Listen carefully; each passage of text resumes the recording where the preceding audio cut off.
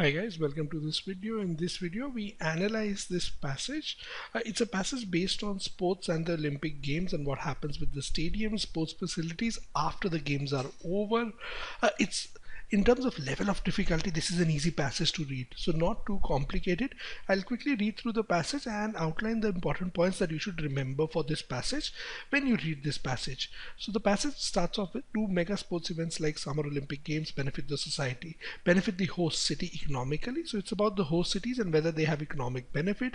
It depends, but the prospects are less rosy, so the author has raised a doubt here. The trick is converting several $billion in operating costs during the 17-day fiesta of the games into a basis for long-term economic returns. So basically this paragraph is all about what it outlines. The topic of this paragraph, the first three lines, the author is actually going to talk about the economic impact of all the facilities that are built for the games. These days, Summer Olympics themselves generate a revenue of 4 billion to 5 billion. The lion's share of this, lion shares refers to the major share, goes to the International Olympics Committee, the National Olympics Committee, and International Sports Federations. Three organizations. You do not need to remember the names of these, right? Unless and until a specific fact-based question is asked.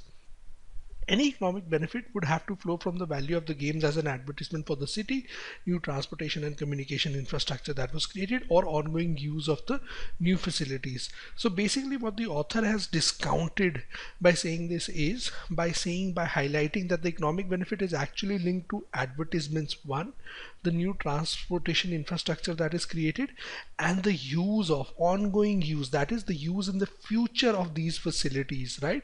So he has actually raised a lot of doubts in the first paragraph, right? And what are the doubts basically related to? They are related to the economic returns, the economic viability of stadiums. The paragraph makes it clear that the games themselves do not generate money. The revenue that is generated is from things such as advertisements, transportation, and communication infrastructure, which is going to be used in the future, right? It's not the 17-day window that infrastructure is going to be used for, or the use of those facilities in the future. Now, what does he say in the next paragraph? Evidence suggests that advertising effect is far from certain, so he discounts the first economic source, right? So that is discounted. The second, the infrastructure benefits depend upon the initial condition of the city, effectiveness of the planning. So for example, if the city was already well planned, had great infrastructure in place, so improvements in that are not really going to make a huge benefit, right? The facilities benefit is dubious at best. So the third benefit, that is of having those facilities, is dubious at best, because at best for buildings such as velodromes or natatoriums, or problematic for 1 lakh seat Olympic stadiums. So you've created these different stadiums, right?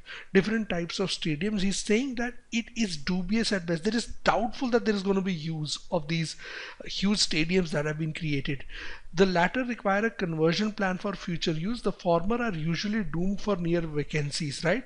So velodromes or natatoriums are not used a lot, right? These are doomed for vacancies.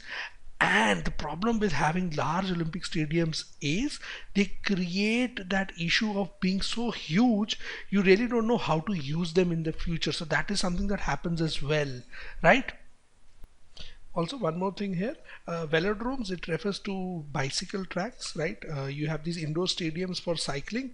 Natatoriums refers to indoor swimming pools, right? So that is a natatorium. So again, bicycle tracks, indoor swimming pools, there is limited utility, right? If the city has enough swimming pools already, creating special Olympic facilities might not really make a huge difference to the city.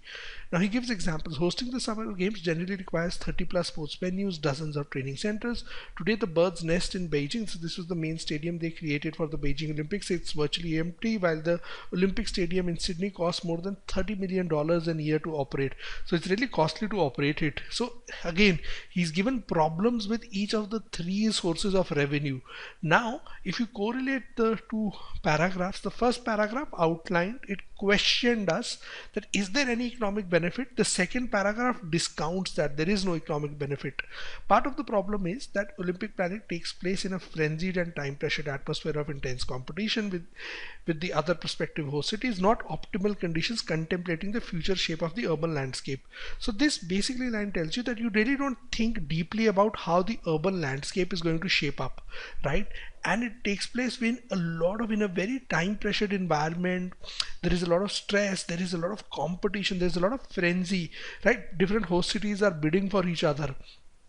So when you do that, you actually forget that why are you creating that space, right? That urban landscape. Another part of the problem is urban land is generally getting scarce and growing scarcer. So there is a shortage of urban land.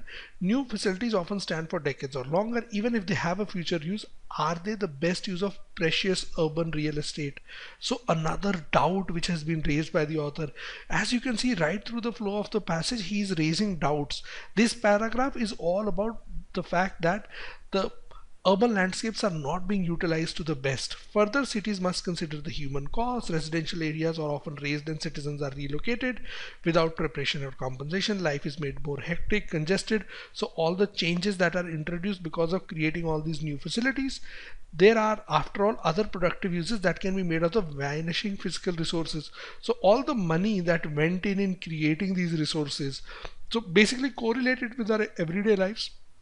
We had the Commonwealth Games in Delhi, we had these games in Beijing, etc., etc. A lot of resources were used for the purpose of these games. Was it the best use of that money? Could that money have been used in better ways to improve the lives of people rather than investing it in these facilities, right? So that's the whole gist of the passage, and that is the question that the author of the passage is raising in this question. Easy to read passage, nothing complicated. You can correlate it easily with our lives and the things which are happening, right? And you can take away all these points after just one single read of this passage. So this is a passage which should be absolutely clear to you with one single read, right? I hope you've understood what the passage stands for. Thank you very much for watching this video and happy learning.